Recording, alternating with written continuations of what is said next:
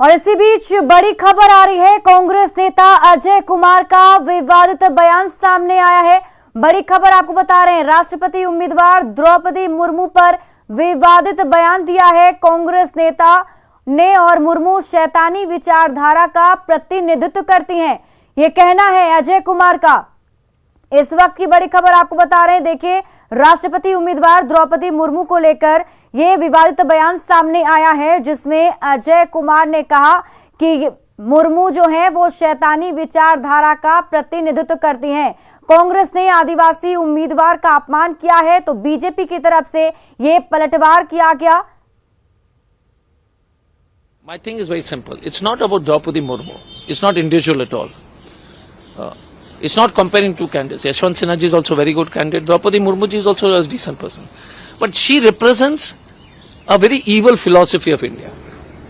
So we should not mistake Draupadi, we should not make Draupadi Murmu ji as a symbol of Adivasi. You had Mr. Kovind, the present president. You tell me Mr. Kovind was the president and Hathras has happened. Has he said a word? Continuous atrocities on scheduled castes is happening all over India. The condition of scheduled castes has become worse. So, creating symbols and then, fooling the people of India is what the Modi government is about.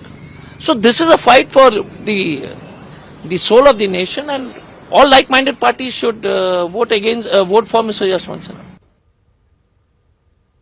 तो द्रौपदी मुर्मू पर विवादित बयान दिया है अजय कुमार ने, जिनको आपने अभी सुना भी, जो कह रहे हैं कि यहां पर शैतानी विचारधारा का प्रतिनिधित्व कर रही हैं द्रौपदी मुर्मू।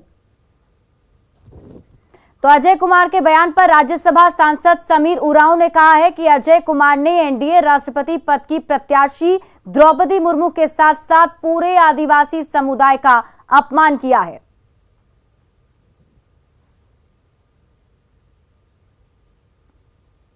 कांग्रेस के प्रवक्ता अजय कुमार ने देश के आदिवासी और आदिवासी महिला श्रीमती द्रौपदी मुर्मू का अपमान किया है। उन्होंने अपने बयान में कहा है कि ये द्रौपदी मुर्मू शैतानी विचारधारा का प्रतिनिधित्व करती है, यानी शैतानी विचारधारा का नेता है, ऐसा उसका कहना है। निश्चित रूप से मैं कहना चाहता हूं कि ये अजय कुमार और ये कांग्रेस आदिवासी संस्कृति, परंपरा, आस्था, विश्वास को इन लोगों ने अपमान किया है। इसीलिए ये हमारे जो है ट्राइबल फिलोसॉफी की बातों को इन्होंने शैतानी रूप दिया है, नाम दिया है।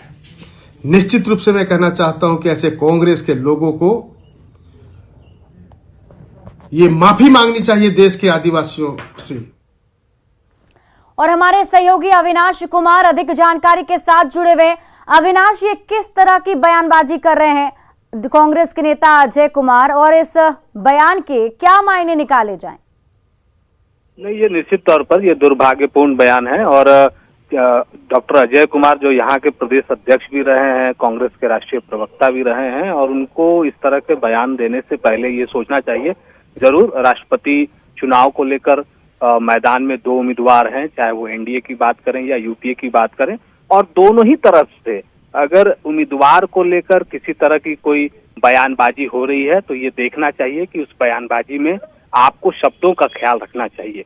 और यहाँ जिस तरह से डॉक्टर अजय कह रहे हैं और जिस तरह से बीजेपी ने इस पूरे मामले को अगर हम कहें कि लपका है और जिस तरह से पलटवार किया है, निश्चित तौर पर यहाँ झारखंड के अंदर में जो आदिवासी समाज है, जो आदिवासी संस्कृति को मानने वाले लोग हैं, वो कहीं ना कहीं इस बयान से जरूर आहत होंगे, और वही इशारा बीजेपी की ओर से किया जा रहा है।